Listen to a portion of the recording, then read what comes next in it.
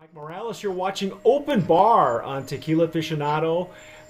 With me this afternoon, this evening, is Shad and Lee and Kvetko, correct?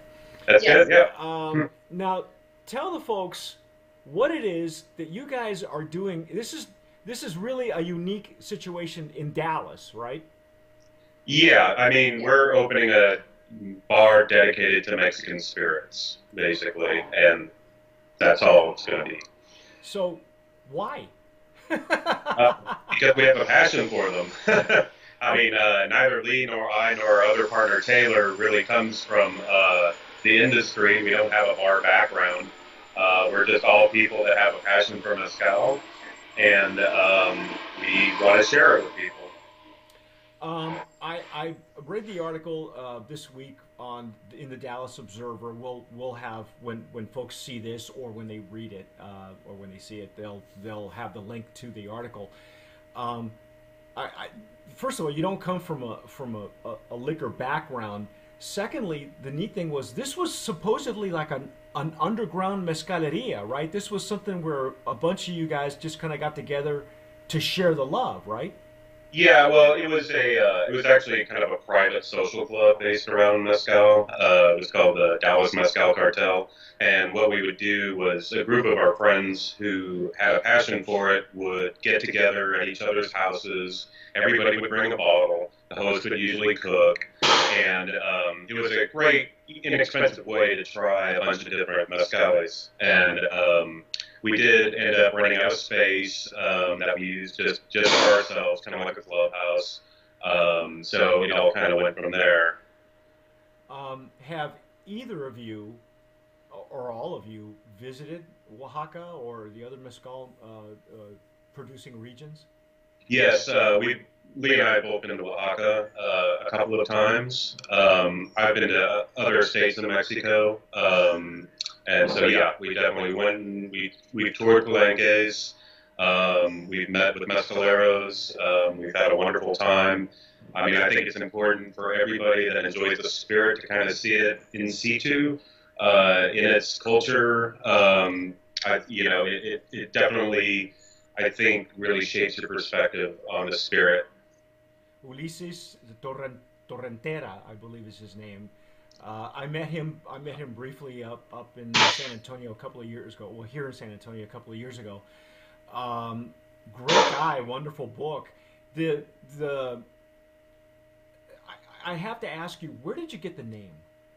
I did a little. I'll be honest. I did a little research. I thought for sure this has got to be a mariachi song. And there's also there is one or two of those. But there's also a poem by a French poet. Yeah. Called Almas Rotas, and I heard it for the first time earlier today. It's heart wrenching. It's beautiful. Is that where it comes from, or is you guys just kind of pulled it out?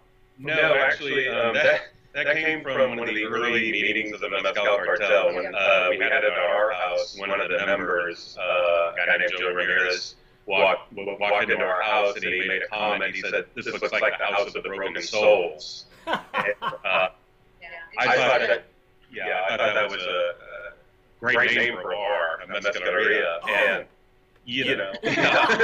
it rocks. I got to tell you, because the Café No Sé, which is the famous one from Ilegal in Guatemala, and I think with that name alone, you captured the you captured the spirit.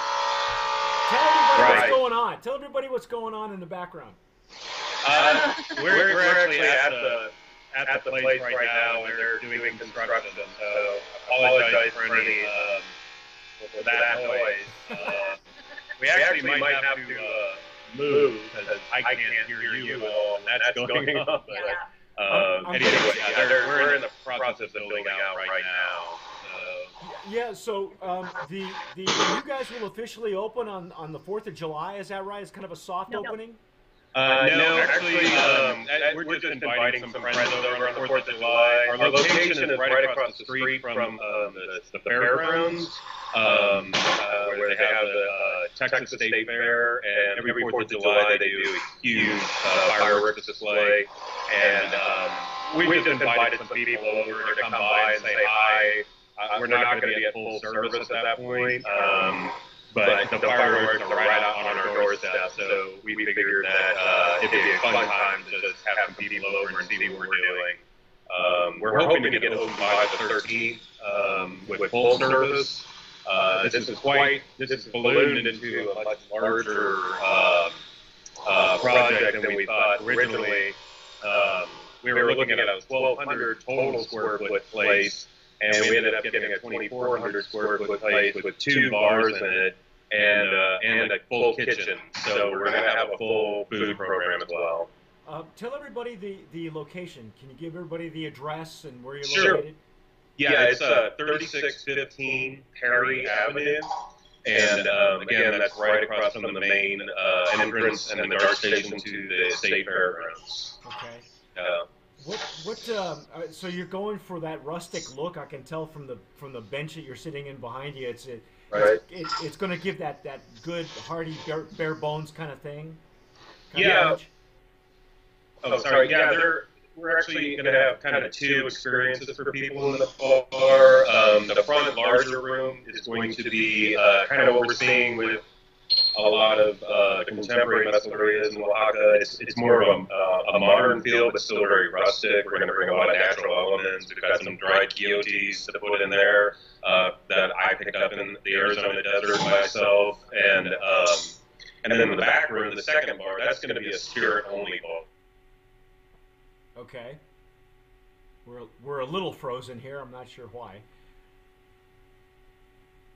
Our internet is... There we go. Go ahead. Now I'm frozen. Oh, no. There we go. Yeah, our internet's a little glitchy here because probably between both cities, but that's okay. I mean, it's Time Warner Cable here. Exactly. Yeah. So why go this deep into an establishment? It was just one of those things where you were inspired, or nobody else really has in Dallas. There's some great bars in Dallas that have good mezcal programs. We just want a great room to drink in. Actually, the education element of the spirit is so important, and that's when when we went to Oaxaca and saw the backwards labor that goes into the spirit. I mean, you're shocked at how much labor goes into making the spirit and the cost. Really should be over $200 a bottle for as much work goes into it. And it's such a beautiful spirit from year to year, crop to crop, and that deserves explanation. That deserves education. People need to know what they're drinking, and not a shadow stated, not in a raising way. But it's something that is. I was talking to a distributor. It's art. It's drinking art. Something that you're not going to drink again. Enjoy it now. While you have it. Taste the subtleties.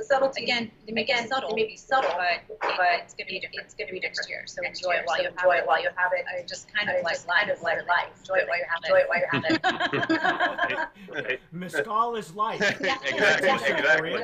Right? Drink it while you can. So how did you two meet? How did you develop this love for mezcal? Is that something that you individually came to do together, or was it something that a project that both of you said, hey, let's go to Oaxaca and go check this out?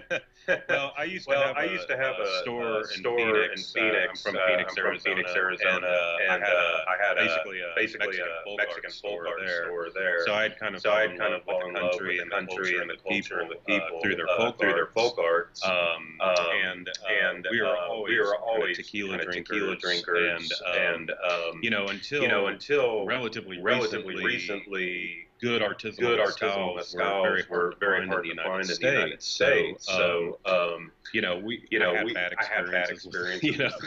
The usual suspects that were here before.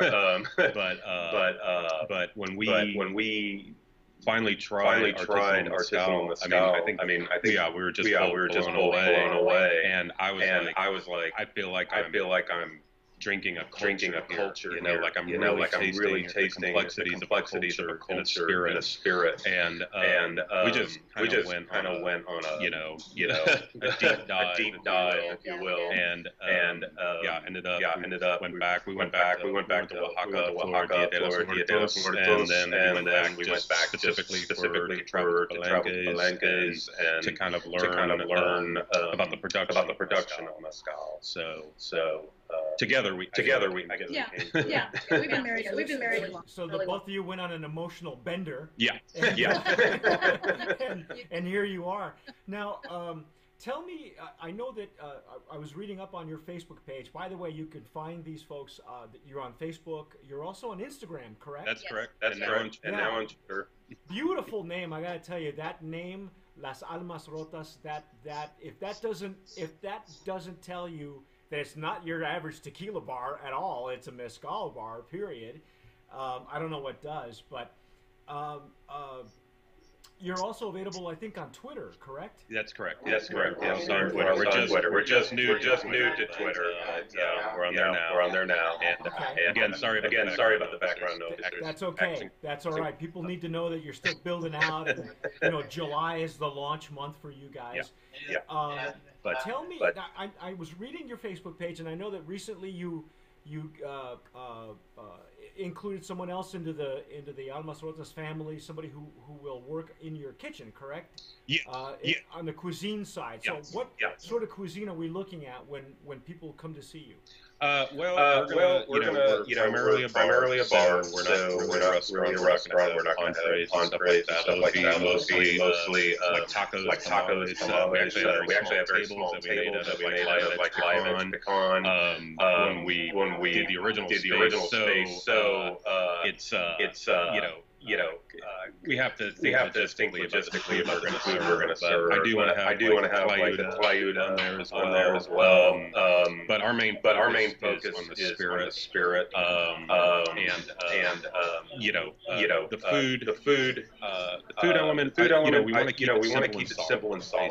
Basically, we want really good flavors. The guy we got to run the kitchen. He's been in the restaurant industry for 25 years. Worked for major restaurants around Dallas, and then his own place as well. So we're confident that he can execute the flavor profiles and everything that we're looking for. So we're trying to work out something. The food, kind of like mezcal, or it's a community share, and talk with friends, and kind of that same sharing, kind of open up the experience to friends. We'd love groups of friends come in there and get maybe a taco tray. We say about 8 or 10 tacos on it, and share mezcal or get flight. I love that idea. So this is very much a with a community mentality. I'd imagine that you're going to be sourcing a lot of local foods from the area, or farmers markets and things like that. Yeah, source your food from. Okay. Food, even though it be like I said, simple things. I really want them to also stand with the spirit. Just be the best that we can serve. Try to emulate what you folks have already experienced with some of the other mezcalerias and places like that, I'm sure. Yeah, definitely. Yes. Who designed? I know there's 3 of you as partners, correct? Yes, there's 3 of us. There's 3 of us. Who's designing the look and the layout and doing all that? Is that like just the 3 of you, or? Yeah, it's kind of a little of all of us. So Lee's background. I'll give you all 3 of our backgrounds, and it kind of makes sense. So Taylor, Samuel's our other partner. He actually has more. I would say industry, spirits experience. The 3 of us, his family was the ones that created Maker's Mark whiskey. And no kidding. Yeah. Wow. Yeah. So he actually grew up, steeped in spirits. Yeah, really. Yeah. So and probably dipped in wax too. Yeah, right. Exactly. That was I guess mother was a chemist, and she came up with the original formula for that wax on the walls. But Lee's background is actually graphic design. She worked in television for over 20 years as a graphic designer. So she's basically the one that does all of our graphics and branding and stuff like that. And my background is as an antique dealer. And main interest of mine was again Mexican folk arts and antiques. So as far as basically the look or what goes into the place, that's a lot of stuff that's been in my collection for years actually. So they're personal pieces of yours then? Yeah, they're pieces that I've collected for decades. How long did you say you were in the antique business? Or still are probably? I am still at my life's about to turn upside down. But I actually grew up with my father and mother were antique dealers back in Phoenix. So I was kind of born and raised into that. It's come in handy because I know how to source things reasonably. I mean, if we were to go out and pay retail for everything that we put into this place, we could not do it the way we're. I mean, we're self-financing. We don't have investors. This is our money. God bless you both. I don't know how many people. I need some mezcal just to sprinkle on you guys.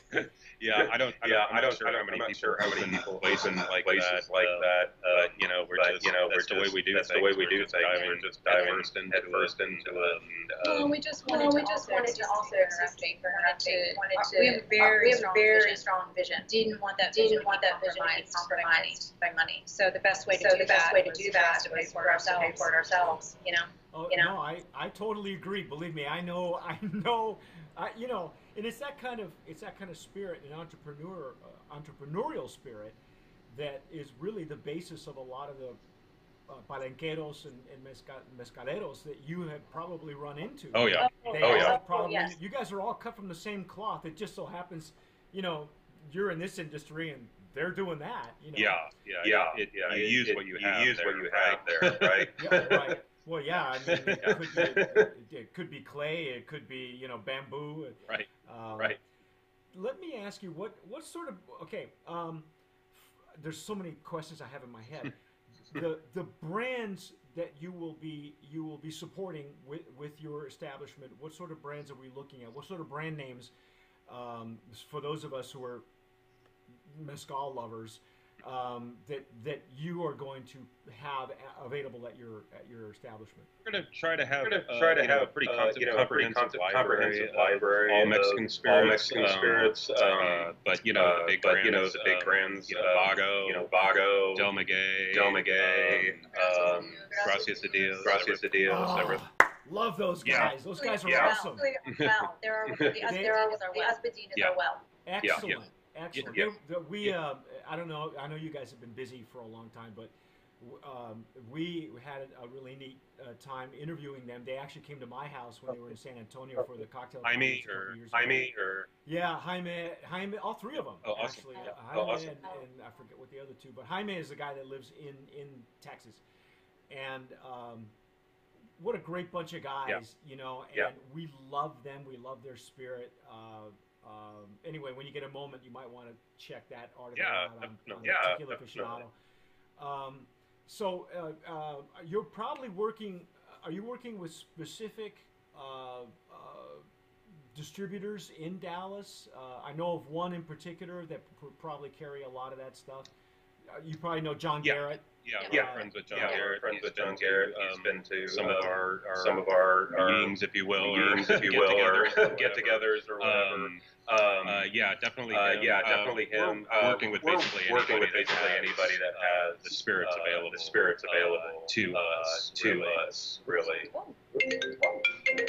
Okay. Sorry about that. It's okay. Sorry. Yeah, we're experiencing all kinds of things here, but you know. I don't know how to. Are we still large on your? There we go. You're still on there. You're a little frozen, but you're on. Okay. And See us now. You know, whatever.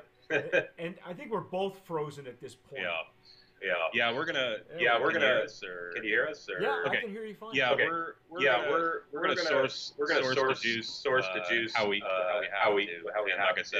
And like I said, our goal is just to have a comprehensive list of everything that's available in the United States. You know, in Texas. As you know, in Texas, TABC and everything, it's like you have to go through licensed distributors and stuff like that. So I think we're a little more limited than some states as far as selection goes. But there's still, every day there's more and more brought in.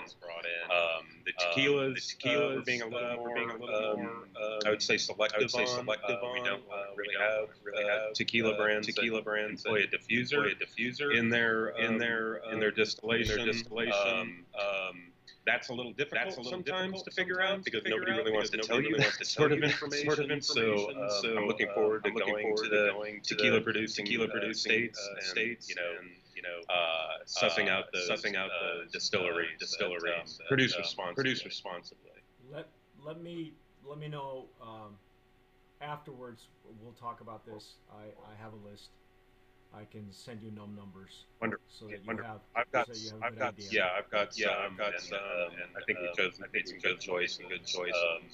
But yeah, and we want to have Baca Noir. I see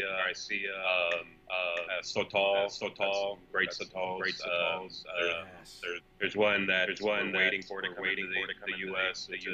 Clonde Sotol. Yeah. I think a spectacular product and great guys. So I can't wait to put that on our shelf. Have you had Por Siempre? Yep. Yeah, I'm very good friends with the family.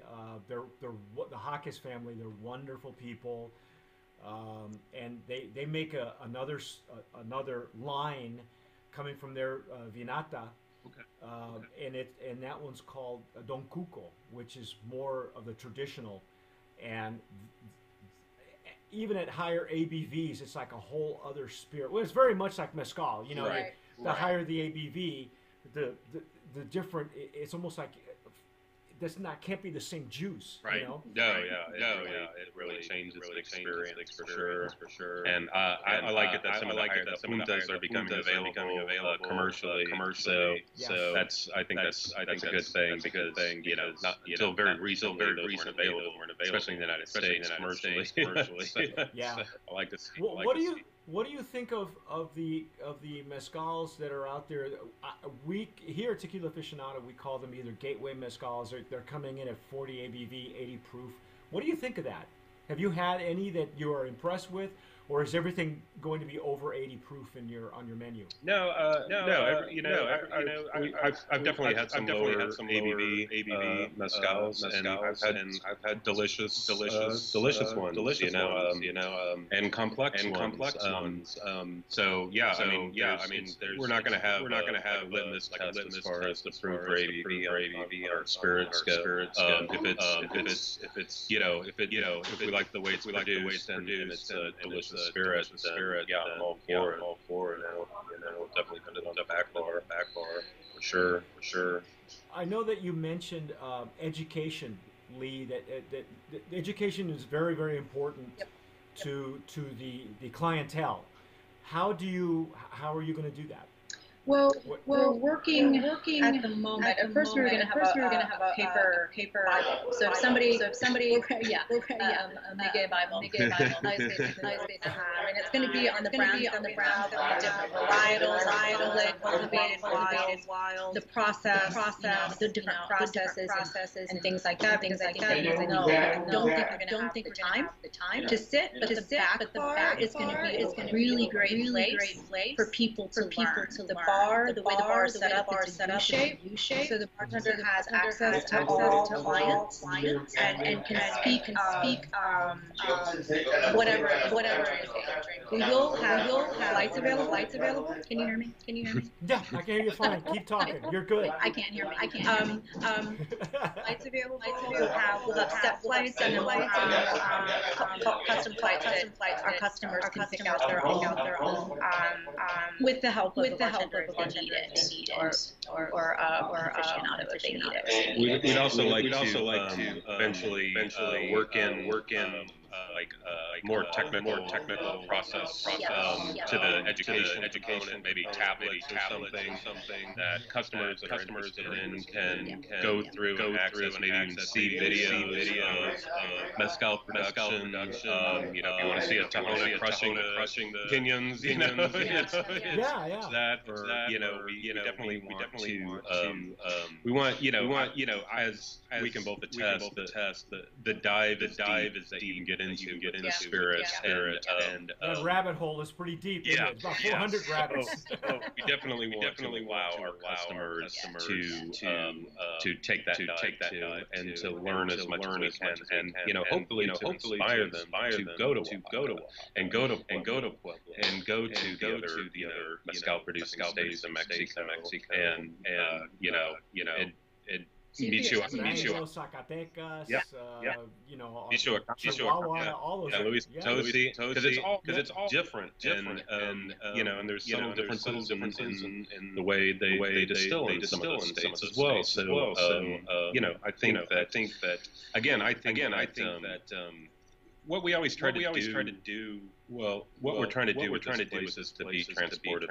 We want to take people out of Dallas and basically transport them to another place to enjoy this. I mean, it's going to be a really unique environment. Whether you're in the front bar, which will be more of a high energy type of place, or in the back bar, or the back room. I would consider it a success on our part if we did inspire people to travel to Mexico, because honestly, that's the best way to learn. And again, to see it in its holistic culture. Another thing we're going to do in the bar is do an arts program as well. We're basically going to we want to bring up artists from Oaxaca and other parts of Mexico, and basically have art open, because Nice. yeah, again, the spirit, especially in Oaxaca City, where there's such a strong graphic, It's so bright and colorful. It's a printmaking culture down there. And all this street art and everything like that. I mean, Oaxaca City's a beautiful colonial city, but I think it's also a very vibrant city with the arts and everything that are happening. And when you go into a lot of the Mezcalerias down there, they do have that arts component. They will have art by local artists up on the sale. What we wanted to avoid with this place is any kind of kitsch or Mexican bar theme stuff. You know what I mean? Or restaurant theme stuff. Right. We didn't want your typical stuff that you see in that. When it's fine for what it is. We really didn't want this to decor. And it's just not us either. It's just not. It doesn't speak to. If you don't like the place you work at or drink at, then why bother, right? Right, exactly. So we're trying to cultivate an experience here for people. It's more than just drink mezcal.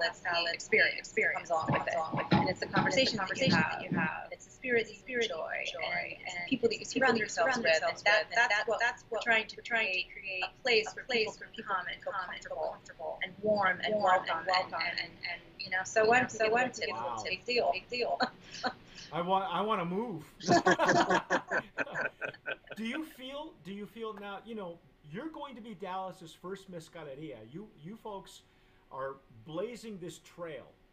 Now eventually, like what happens with anything else, just like what's happening in mezcal right now, everybody else is going to start. You're going to start seeing up and this, that, and the other. do you feel that? And I know you're flying by the seat of your pants, but do you feel that there's a need for this now that Dallas has finally grown to the point where it needs a mezcal, a mezcal bar, a mezcaleria? Absolutely, yeah. I mean, you know, it's as you well know. I mean, in other cities, it's getting to be such a large thing. I mean, Chicago, New York, Los Angeles, San Francisco, Austin, yeah. Austin. Yeah, I mean, San Antonio. I know there's some wonderful places, and you know, Dallas really hasn't had anything. Like I said, there's some great bars here that have a good mezcal program, mezcal selection, but nobody's put that word on the front of their facade. Nobody's put the word Mezcaleria out there, and that was really important to us that it says that, because you know, that's... And it says that really big. Good. Excellent. The reception we've got from people really informs us that there is a huge desire for it here. And, you know, I'm not sure why. I don't know. Like I said, we're not industry people. We're not money people. We're not looking at the bottom line and like, well, is, you know, this going to make more money than this or anything. This is a passion project for us. If other mezcalerias open in Dallas, I will be thrilled about that. I say the more the merrier.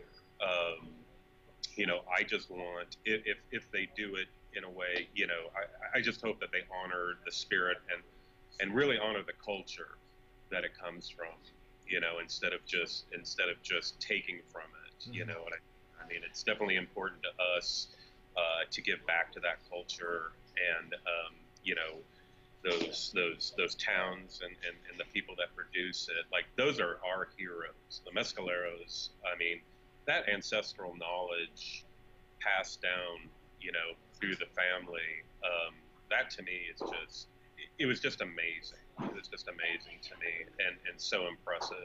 And like I said, to me, those guys are the heroes of this whole thing. I mean, I can sit here and pour mezcal all night long. That's not that difficult to do. You probably should while you're, you know, it's okay. It's not even cable. Go ahead. Yeah. Right. I'm still working on my second cup of coffee, you know.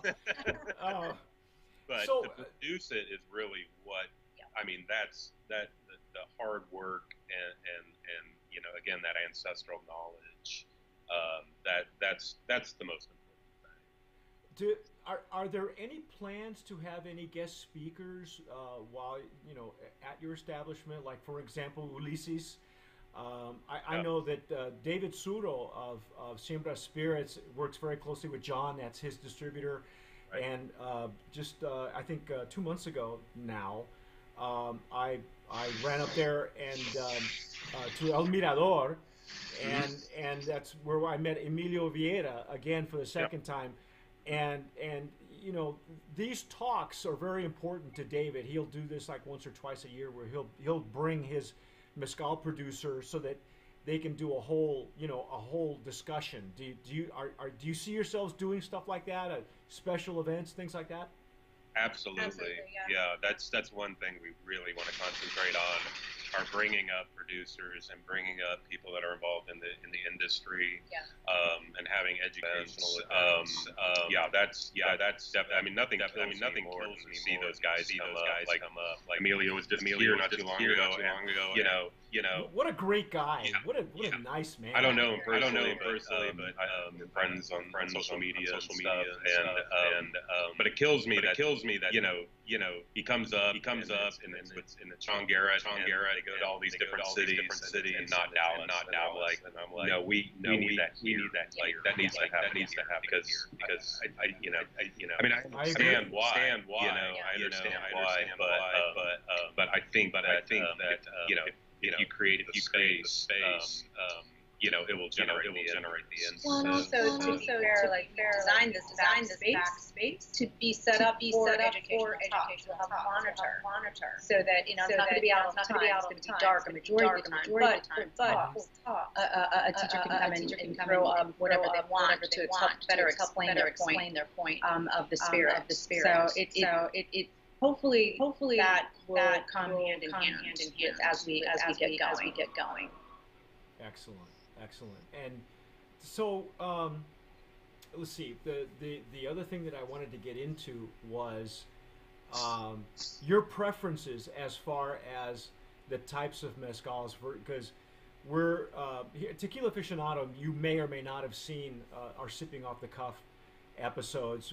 People send us their product, primarily tequilas, but in the last few years we've seen a huge influx in sotols,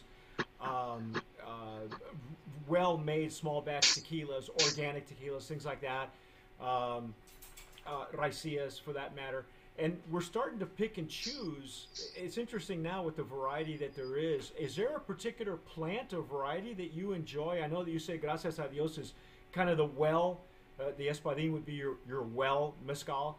But do you guys have your own favorites, and do you like them joven, or are you open to anything aged in a reposado or even older?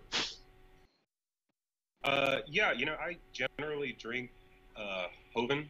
Personally, sometimes I'll have a repo. I rarely go beyond that personally, but that doesn't mean we won't have, if it's interesting on the back bar, that we won't have some age. I'm not really a purist. I mean, if they're making it, then I really love the Karwinski. Oh, yes.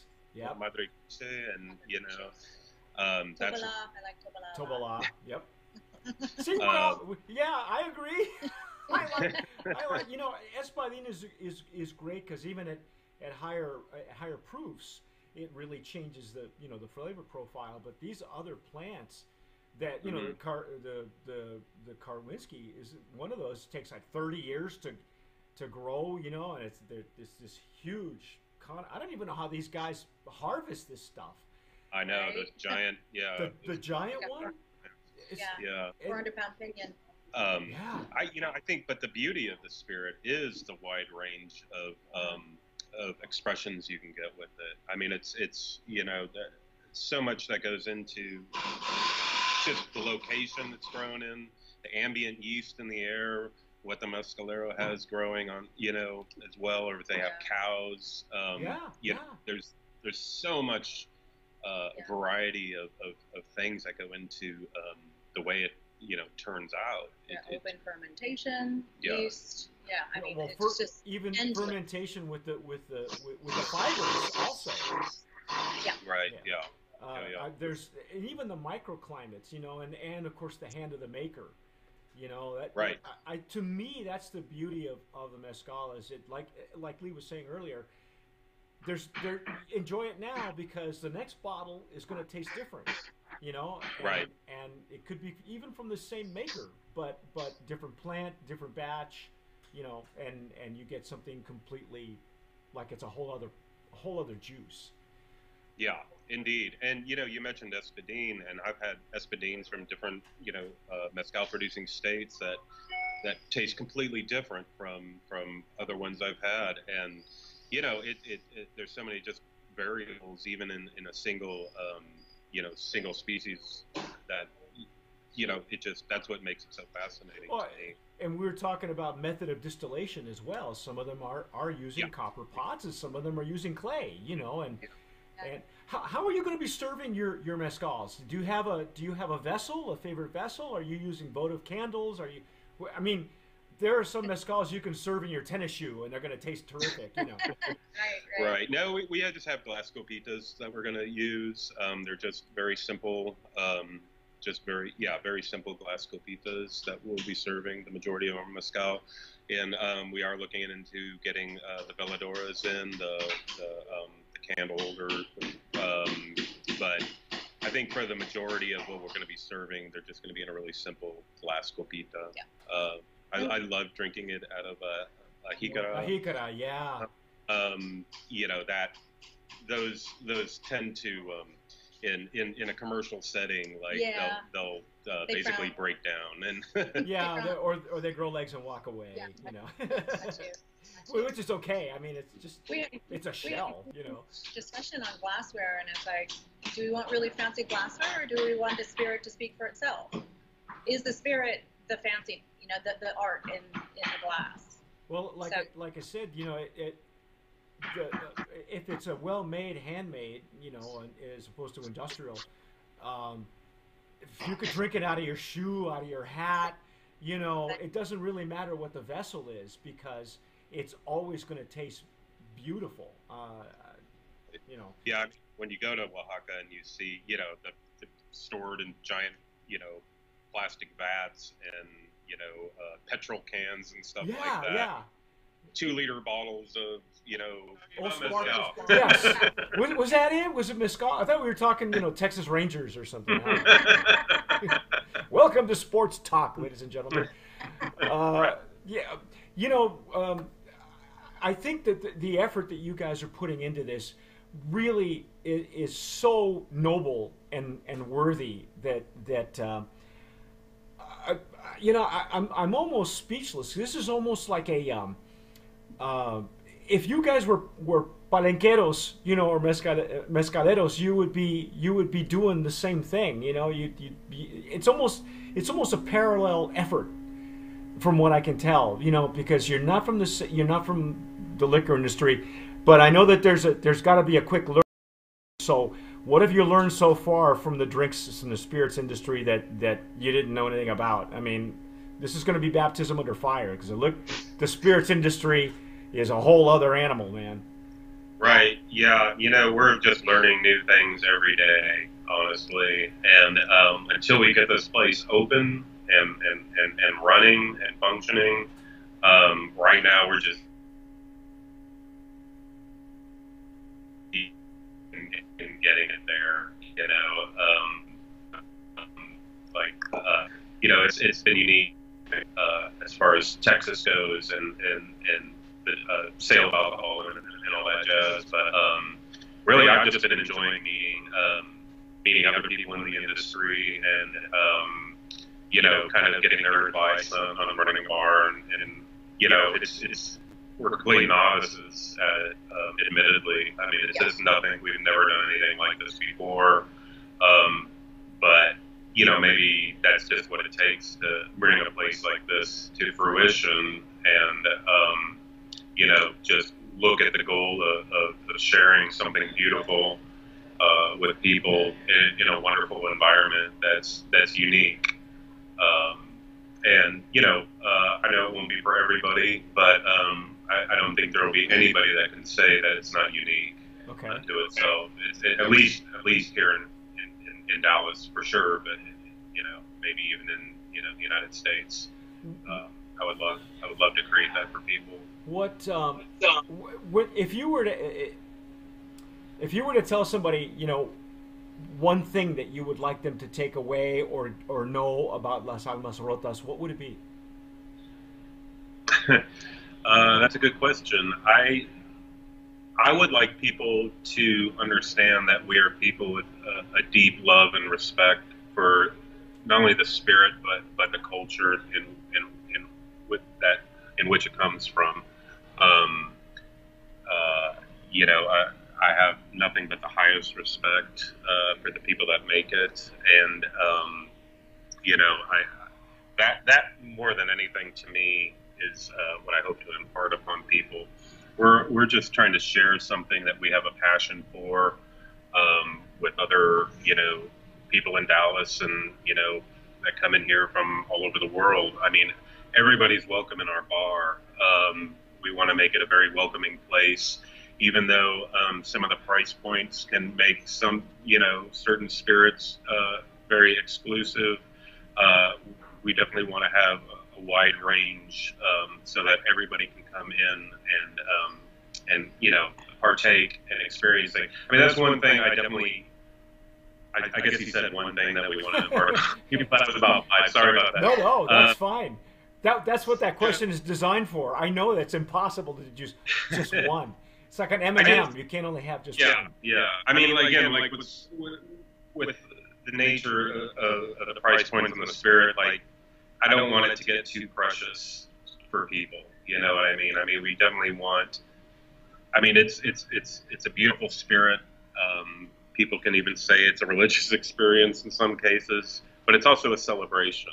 Yes. And you know, that's something that we definitely want people to understand. You know, this is something that's drink at births, it's drink at deaths, it's drink at, you know, marriages, and yeah, and it should be celebrated in that way, I think. You know. What do you see? I know that you visited several times, several palenques in Oaxaca and other states. What do you see now with the what we call the burgeoning mezcal boom? What do you see are the dangers in that?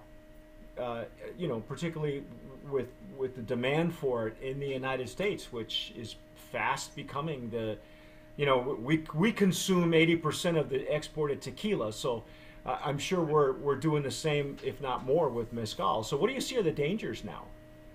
Well, yeah, agave shortages for one thing. I mean, I think that's a major danger, and also I think that the production techniques. I mean, I think that people really, and it's great that people are having this conversation now about the way mezcal is produced, and then there's a lot of people that are interested in preserving kind of traditional ways of production, and so that it doesn't go to, you know, all go to industrialized production and, you know, for yield, basically. But then again, you know, as the demand grows for the stuff that's, you know, ancestral mezcals or artisanally produced mezcals, it's you know, it's going to get higher, you know, as demand grows for that sort of thing. So I think sustainability, and I know, and again, I think it's a really good sign that a lot of people are talking about that now, where instead of, you know, before it's too late, right? Yeah. And I mean, I know that they're in, you know, Jalisco, and they're having, you know, issues with agaves and the weakening of the genetics of the agaves from everything being clones and stuff like that, and they're starting to address that. Well, and theft as well of agaves. Yeah. Just theft. I mean, yeah. Mezcal is already at a high premium, you know, the Espadín, for instance, because that seems to be the brand of choice to be stolen. And you know, and then you got trucks coming out of Jalisco, you know, stealing more Espadín to throw in their diffused tequilas or whatever they're throwing it in. We personally know if somebody's had 300 of their plants stolen. So I mean, it's, you know, it's a thing. It's happening. So as price grows, you know, it's a commodity. So yes, it is. Yes, you know, it is. And so tell us again, number one, the location of the Mezcaleria. 3615 Perry Avenue in Dallas, Texas, right across the beautiful Fair Park. And it is Las Almas Rotas. That's correct. And it's Lee and Shad. I don't say names enough, you know. It's like the one with the smile and the one with the hat, you know. It's like and the guy with no hair, you know. I don't know, with a ponytail. And then Taylor's the other partner. Taylor's the other partner, and he's busy. He's the one making all the noises in the background. Probably. No, but he's somewhere else. He's in the rafters working on now, are you going to have stuff like Wi-Fi? I would imagine you probably would, huh? Yeah, we're going to have Wi-Fi for people. And we are going to have, you know, although it's not going to be on our back bar, we are going to have a selection of different spirits for people. It's just basic hospitality. You know, people come to a place like this in groups, and, you know, the mezcal, although it should be, isn't for everybody. And, you know, we don't want that one person to make everybody go someplace else. So we will have a selection of different spirits, but they will not be on our back bar. It's going to be Mexican spirits only on our back. Yeah. And really, primarily, they're going to have to ask the server what we have available. Yeah, it's going to be right by request. The other. Okay. Yeah. And we're going to try to steer. You know, there's so much interesting stuff happening right now, like with the botanical mezcals, the gin-like mezcals that are being, and also the heritage corn whiskey that's being produced. That, like, if we can kind of do a riff on classic cocktails, but with Mexican ingredients, we're going to try to steer people towards that. Yeah. Excellent. And, but, again, like I said, there's, you have to be, somewhat pragmatic. And, we are in Dallas, Texas, United States. So there's going to be people that want their vodka soda. They're going to pay for it, but they'll have it, yeah. And we also are going to have a really decent cocktail, a tequila and mezcal cocktail list with anywhere between 10 and 14 cocktails, some being seasonal, so they repeat every quarter. Oh, good. As well as a seasonal margarita, frozen margarita. Sometimes that's what pays the bills, but we'll have a mezcalerita and maybe a damn good, have great fresh ingredients. ingredients. As far as the margarita goes. Yeah, no sweets. Lee, when people, I know that community, it sounded like it's a very big thing for you particularly. You wanted to create this community. Do you have any plans on how you're going to do that with us Almas Rotas? Well, I think a percentage of that can come from the educational aspect and the sharing aspect. And I don't know how often you've come across, but I've come across something that I think is really delicious and tastes wonderful, and I love the way it's made. I want to share it. And that's like the first thing I want to do. I want to tell somebody about it. So that's kind of where I think it's going to start from. But then to also have things like I want to look into the tip benefit for tequila. Yep. I want to look at that. I want to look into other ways that we can give back to the families that make this amazing spirit. So that's a long-term goal, but it is a goal. Excellent. Well, continued success to both of you, to all three of you. Keep us posted. Let us know how your opening goes. We're going to keep an eye out on your Facebook page, Las Almas Rotas, Instagram for anybody that wants to just go in there and take pictures of their flights. I think all that needs to be encouraged because like anything else, like a good bar, it's always word of mouth first anyway. So there's really amazing how social media has kind of changed that whole dynamic. And the one thing this place will be is very visual. I mean, it's definitely going to be a place where people can come and see things that they can't see anywhere else. And I think that kind of immersive experience will really help to kind of spread the word throughout social media. Well, anything that we can do on our end here at Tequila Aficionado to make you guys a destination mezcaleria in Dallas, I think is, like I say, keep us posted. Thank you for reaching out to us. I think that was very cool. I was totally unexpected. And the timing is great. If you haven't seen, if anybody watching or listening to us hasn't seen the article in the Dallas Observer, check it out. Very insightful on the three of you guys. Thank you so much for taking the time. I know we've had a lot of internet problems. I'll let you know when we air this, okay? Please. And certainly anything that we can do on our end, I will email you, Shad, shortly with the list so that you have that under your belt. And any other way that we can help you, let us know.